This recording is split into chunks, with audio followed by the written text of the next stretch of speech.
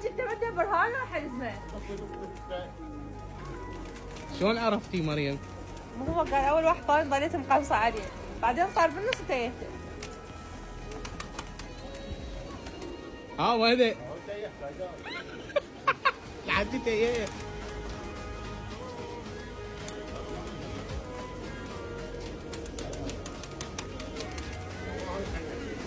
الحاج تيه. هذا برد اللي الاكوال بالنص.